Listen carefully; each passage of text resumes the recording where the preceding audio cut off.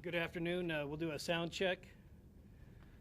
June the 30th, approximately 2 p.m. Everybody hear me okay? Anything we need to adjust? Lighting okay? We're good? Okay, I'm not seeing any people raise their hands, so we're good.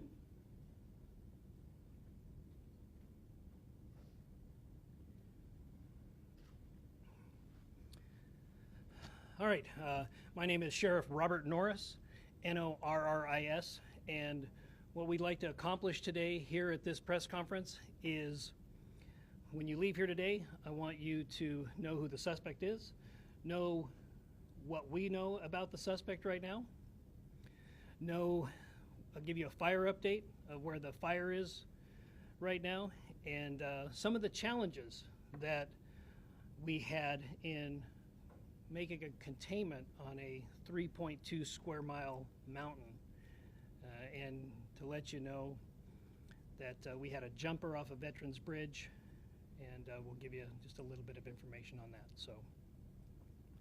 So the suspect that has been identified by our Kootenai County Coroner's Office, Coroner Duke Johnson there, has been identified as Wes Val Rowley, date of birth of May 1st, 2005. As of right now, and this is all very, very preliminary, we've had a lot of resources at the crime scene. We've been working through the night, so many of these facts are subject to change. We believe that Rowley has prior residence in California, Arizona, and Idaho.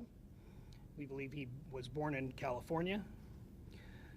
The Kootenai County Sheriff's Office and Coeur d'Alene Police Department, we've had 5 interactions with Rowley, and of those 5 interactions, we've had 3, Coeur d'Alene Police had 2.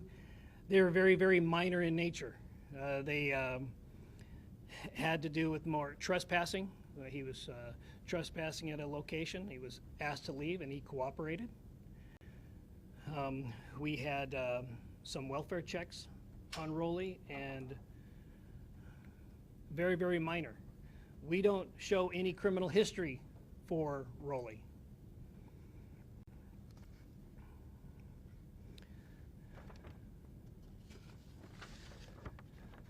We do have some social media presence for for Rowley. I find it disgusting to call him a Mr., but we don't have any much to go on. Here's some of his social media postings that were recently removed from social media. I believe this one was Instagram, and we have some copies of this that Lieutenant Mark Ellis will distribute. Where we're at with the crime scene. The crime scene is active. We still have the suspect's vehicle that is up down an embankment of the mountain. Deputies who responded on scene to protect life and engage the suspect thought it would be in their best interest to get rid of what they thought was Rowley's vehicle. So they had the frame of mind to push it over the side so he couldn't come around and get in that vehicle and flee. So we have not been able to find any manifesto. We have not been able to inventory the vehicle, although people that have seen the vehicle do believe it appeared as if he was living in the vehicle. There was a lot of debris that's in the vehicle, so that's all we have on that. Like I said again, we have not verified or found any manifesto. We have not done an inventory of that vehicle.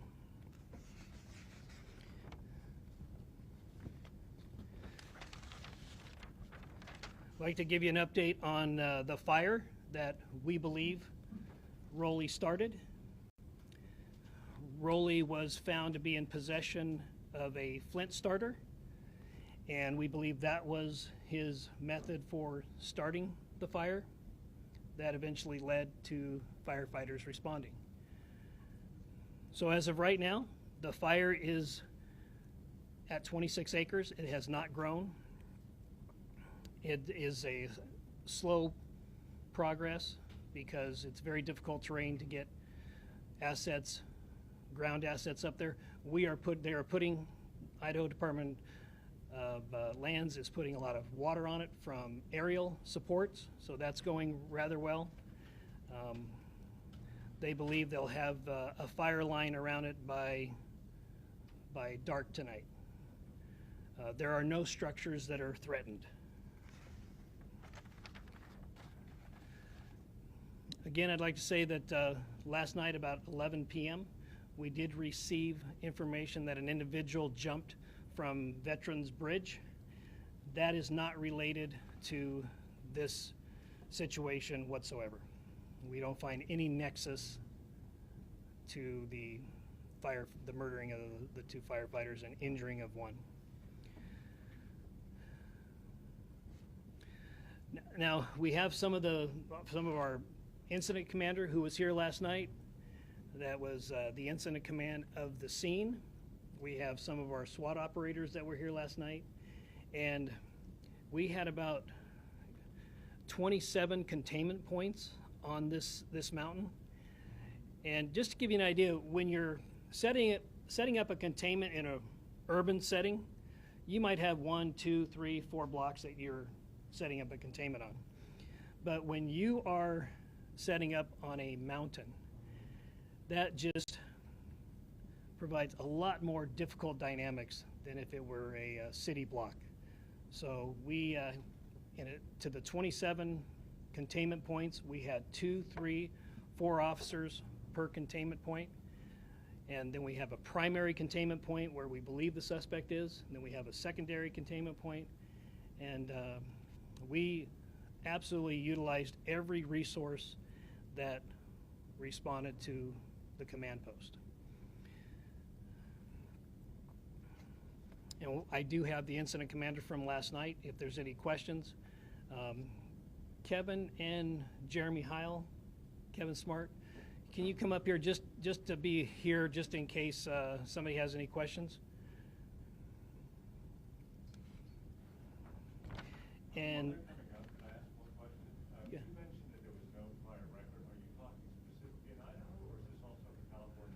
at this time, we can't locate a criminal record for this individual.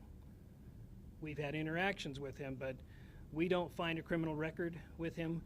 Also, we don't find that there's any nexus to any Islamic Jihad, which is also being disseminated on social media. We don't find that there's a nexus to that either. Yes, we're going to take questions. I'll look at the spokesman review.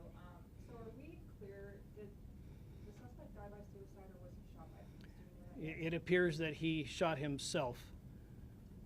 Yes. Do you know if he was stockpiling weapons up there or why he was having specifically one gun, multiple guns? We have information that he at one time wanted to be a firefighter.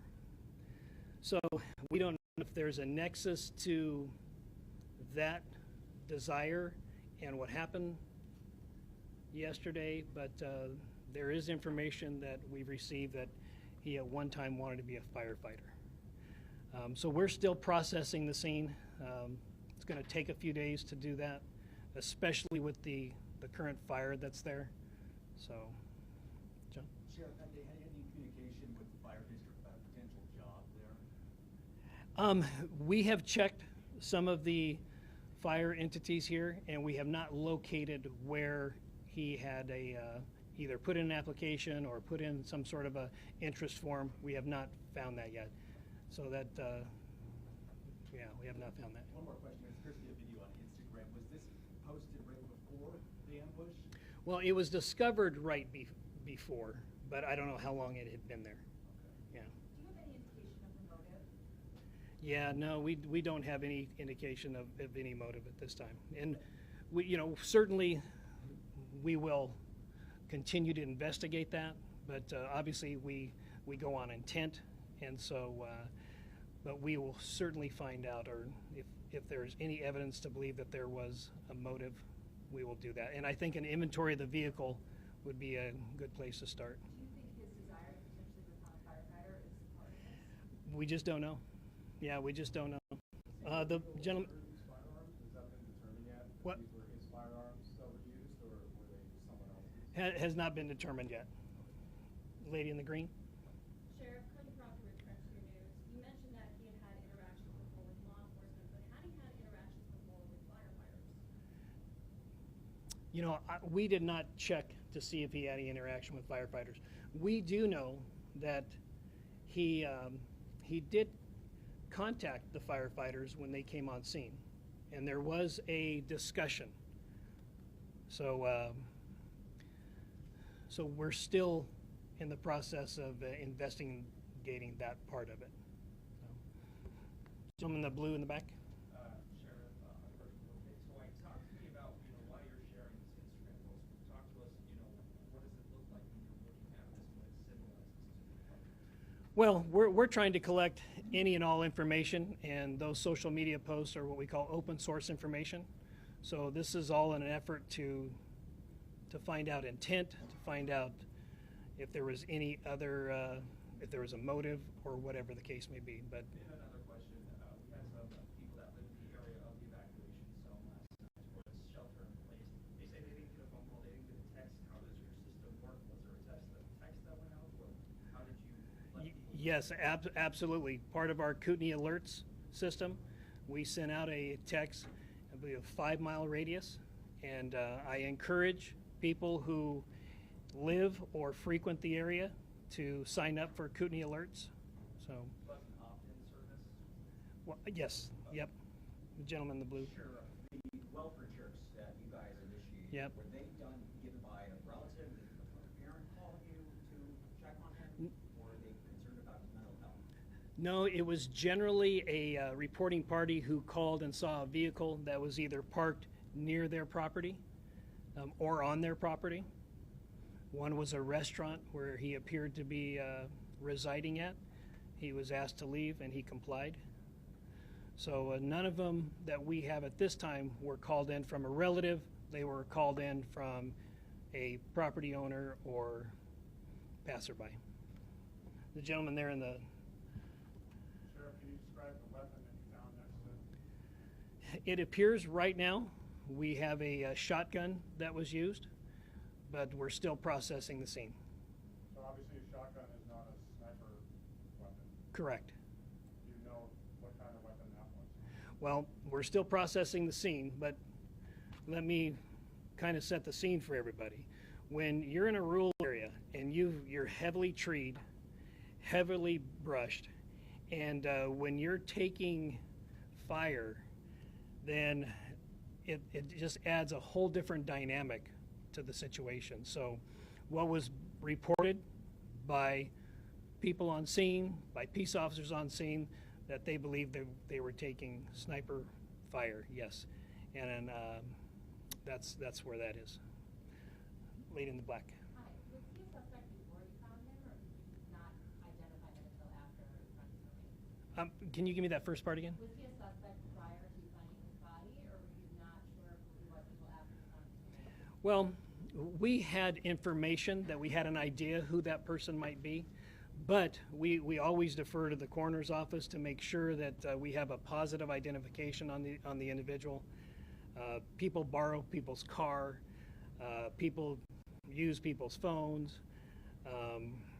Yeah, so we always want to make sure that we have a positive identification before we make any type of release. So this lady on Are you able to identify yet if Wes was the person who called 911, who made the initial 911 call? still under investigation. If that is the case, he did not use his real name. So, but it certainly will be part of the investigation. But we had an individual called, a male, and he did not use the suspect's name. So, One more clarification, because I think I misunderstood. Did you say there was an interaction with first responders? there was an interaction with the firefighters. Correct. What was that? Had something to do with his vehicle being parked where it was. So, yeah. The gentleman in the blue in the back. Sheriff, can you tell us what type of bullets then were used in the attack on this three firefighters? Right. Well, we know that some rifled slugs were used, and a rifled slug is a pretty big projectile. Anybody know off the top of their head how many grains a rifled slug is? Oh, Okay, just 1 ounce. yeah. So generally going to be a 1 ounce piece of metal. But we also have some fragmentation of something. So it's still early on. You know, we have some smaller projectiles, and we don't know if that was a fragmentation of one of the rifled slugs or another weapon. Like I said, we are still processing that scene. The firefighters are putting water on it, so we're still processing that. Yes, sir. Sheriff, can you tell us how sophisticated you think this ambush was? Or do you think this was an interaction that went badly? And one more thing, we were just right outside the scene, and we saw a firefighting vehicle come down with 3 completely flat tires. Were spikes used? Was that part of the ambush? No, part of once the rounds started to exchange back and forth, and when deputies got on scene, part of the theory was we don't want him to be able to circle back around and get into either one of the fire trucks or his own vehicle. So deputies disabled the trucks, and they pushed over the suspect vehicle off the side of the mountain. I mean, that just gives you a sense of how chaotic the moment was. Oh, yeah, yeah. Disabling and crippling your own vehicles so that the suspect that's unseen and elusive wouldn't be able to circle back and use it. Right. And we just don't, you know, we just don't know in many cases, even if it's in an urban setting in a retail shopping center, how many suspects there are. Because we're going to get different information, and we have to be able to evaluate that information to see what's credible, what's not credible. We always want to err on the side of caution, but initial reports were there was more than one suspect. Right here in the... I just want to make sure I'm completely clear on this. So at the moment, as things stand as far as the weapons go, you're confident that he used a shotgun. It's possible that he used another weapon. You're not absolutely sure, and you don't know what that other weapon would be. Is that right? Yeah, we're still processing the scene. So we know that there was a shotgun used. Absolutely. 100%. We know that for sure. So Sure, I'm sorry, this is already asked. Do you have like survivalist training or type of like? we cannot find any evidence that he has had any type of survivalist training. Now, he did grow up in a, from what we understand, he did grow up in a arborist family, and that they climbed trees. And we did have reports that he was shooting at first responders via a tree. So he does have experience climbing trees. I also just wanted to clarify, you had said in the previous press conference, you were talking about misinformation, it's kind of going off the beaten path, but can you elaborate a bit on what that misinformation was? And I guess it felt like you had said families were finding out via Facebook. And Yeah. I wanted to clarify that. Yeah, so what happened, firefighting and EMS channels here in Kootenai County are not, what's the word I'm looking for? Encrypted. They're not encrypted. Law enforcement channels are encrypted. So pretty quickly, there was audio of the help call that came out and was broadcasted on social media. And that is just, really, really hard on the families. Had they heard that, and I don't know if they did or didn't, but had they heard that, they would be able to identify their voice of their loved one and just make a chaotic situation more chaotic. So That's one of the. I just want to be clear, none of the families were notified through social media. They were. I don't know. I Okay. wasn't involved in that part of it. Yeah, I do not know. Lady in the black there. In terms of just the timeline, I know they provided us with one already, but where does that interaction, that first interaction with firefighters fit there? They have that interaction. How soon after that is there gunfire? There was an interaction. So they arrived on scene. The initial call was about approximately 1:20. They arrived on scene.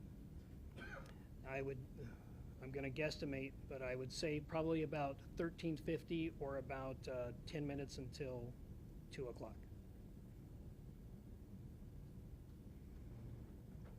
Somebody, go ahead. One question I have is, you mentioned when you were doing welfare checks, what were those interactions like? Was the suspect just acting normal? Was there anything off about him at all during any of those interactions? Was there anything that stuck out for those? Yeah, he cooperated on each one. He was told that, hey, the owner is asking you to leave. He left.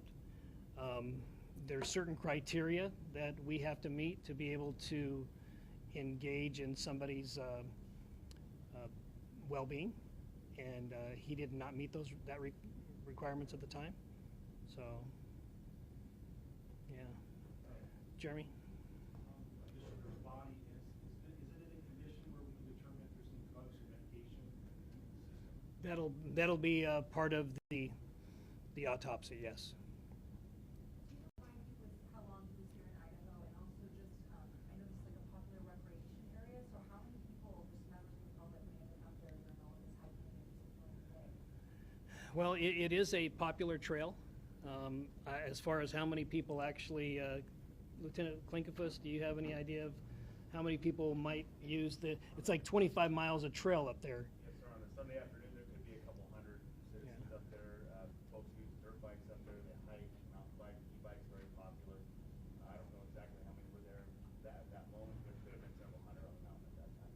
Were they rescued, like were law enforcement jumping, helping rescue them, get them out? There were people that were still coming down the mountain, and this is at approximately 30 hours, or about 3:30 yesterday. So people were still coming off of the mountain. Sheriff, did the Instagram photo that you, or the story, excuse me, that you gave us, was his Instagram deleted? His social media has been wiped now, or is that by your doing, or I mean, what was? Preliminary information is that we believe it has been wiped, but we don't know by who. Yeah. The lady in the rust color. Can you tell me what sort of role federal agencies played in what played out yesterday, or would you have been able to do this without them, or? Yeah, they were very, very helpful in providing assets, providing ground assets, and providing aerial assets. Like I said yesterday, we did have 2 helicopters that had a sniper in them. They were very, very helpful in real-time location of the suspect's phone. That was very helpful. And they were there not to take over anything. Each one of them came up to us and said, hey, what can we do to help? We're here as a resource. So we believe they were very, very helpful. Could you describe those social media posts that are now no longer online? Of course, we've got this Instagram story, but we can't see those posts now. Right, yeah. Like I said, it's either they've been removed or the account has been deleted. So we don't know. We know at one time it was there, but now we know it's gone. So I don't know what previous posts were there. Sheriff, has the suspect's family been contacted, and if so, are they cooperating with the investigation at all? The suspect's family knows of the situation, and they're still processing the situation also. Sheriff, is this the camo outfit that you guys found it in? No, this is a previous post. And then has the ATF been able to help you guys pinpoint, like when he had that shotgun, have you guys been able to trace back where he bought that shotgun? We haven't got there yet, yeah. Like I said, it's still pretty hot up there, but we'll get all that information. We just don't have that as of right now. Are you more convinced To today? have snipers in the air when you've got people who are recreating out there and coming off of them, how do you deal with that? Well, it does provide a challenge in the rural area like that. But obviously, we would not, we want them to identify the target first before they took any action, but it was an active shooter situation. And we have radio traffic where there was an exchange of gunfire between suspect and deputies. So we want to make sure that we have target identification before we use any type of lethal force. So. Are you more convinced that he acted alone today than you were yesterday? And can you describe, we've heard that the fire was closing in to the scene and body. Can you describe? Yeah, they said that the fire approached within 50 feet, and at that time it was a determination was made that we should probably remove the body and take what we can, and then remove from the area. So that was the decision that was made at the time. So you're going through a crime scene right now that has been burned over by fire. Yeah, it's not the perfect situation, but sometimes you have to make the best choice, and that was the best choice at that time. All right, anybody? Just a clarifying question. Was he in the tree when he talked about firefighters? You asked him to the firefighter. Could you sort of walk us through sort of like We don't believe he was in the tree at the time, but we believe that he engaged deputies from the tree. And you mean gunfire? Correct, yeah. Last night you mentioned that there was a belief that he could be running from spot to spot. Has that been determined that he was moving actively across the mountain? Still under investigation. You know, we want to make sure that we do a complete search of that area, that there's no guns left over. So still under investigation. And then, is there anything you want the public to really understand about this, or you want them to not do, or any? Well, we're still processing the whole situation, but until the Coeur d'Alene Fire Department and the Kootenai County Fire Search and Rescue, until they put out a press release on where to give, I would encourage people to wait for that. There is one particular entity called they just changed their name, but it's called Kootenai County Red and Blue Line. I know them for a fact. I know that the board of directors do not take any money from them whatsoever, but I can anticipate we'll probably have people that are going to take advantage of this situation and try to scam people out of money for it. So I would encourage people to wait until there's an official press release from both of those entities on where to give. Sheriff, really early in the wildfire investigation, but is there indication that he lit them in multiple areas, multiple spots on the mountain, or does it seem to be spent in one spot? Yeah, right now we're still trying to contain it. It's not contained at this time. So until we can get it contained and get some investigators up there, then we just don't know at this time. Sheriff, there are 300 people that reports 300 law enforcement involved. Yep. It's a war zone up there. How many shots were fired? Well, we don't know exactly how many shots were fired at this time, but at the beginning of this event, we knew that it was tragic, and we knew that there were reports that there were multiple shooters. Whether that turns out to be or not, in an operation like this, you always want to plan and prepare for the largest event, and then it's easy to scale down. But if you don't prepare for the larger event and you need more resources, it's not a good situation. So the train of thought is always prepare for a larger event. But in this particular case, an active shooter in a rural area, that just provides a lot of different challenges. And I know that Captain Heil, part of the strategy was that we're going to protect that west side of that mountain because that's where the homes are, and we're going to have probably triple as many personnel on that side. And if he wants to go east, or if he wants to go in the fire, let him. But there's a lot of different dynamics that are you have to consider in a rural containment and a rural active shooter.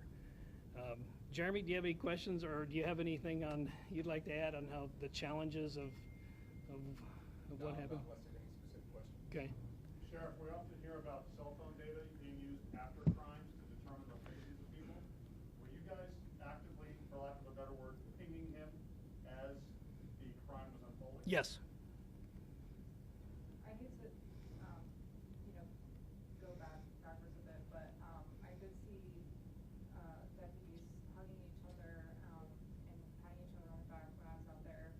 I'm just kind of wondering what the mindset of your office is right now, and I guess how those first responders are doing after all this. They're in shock. Yeah, absolutely. It's a they're in shock and they're still processing it. Yeah, yep, they're in shock. Is there anything in particular you guys are doing for them? Well, right now we are going to support them in anything that they need. Obviously, getting the families together and to determine how they want to memorialize their loved one, and we will be there to support that. And a follow-up to my pinging question, sir? Sure. Do you have emergency agreements with cell providers for that kind of capability? Yes. Yeah. And what do you do to enact that? You just make a call and say, we got to do this? And off we go? There are certain conditions and requirements that need to be met, but this was certainly one of those cases. Yeah. How effective were the drone units during this whole process?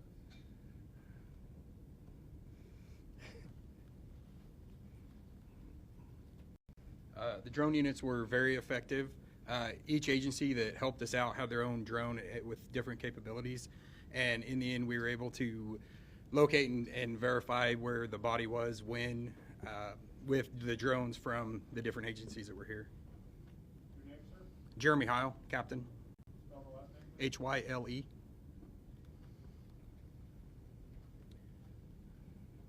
All right. We'll take two more questions. Sheriff, I may have missed it earlier, but what exactly was his connection to Kootenai? We just don't know. We don't know. We know that he was a transient here. We knew that he lived here for the better part of 2024. But as far as when he got here, why he was here, why he chose this place, I don't know. He has relatives in the Priest River area, but I don't know why he chose that. We don't find any nexus to anything else. Maybe we'll find more once we do an inventory of the vehicle, but as of right now, we don't know. And then one more question. Are you able to confirm whether or not the firefighters who were shot were the ones who spoke with him, or are you able to? Yes. Yeah. Yes.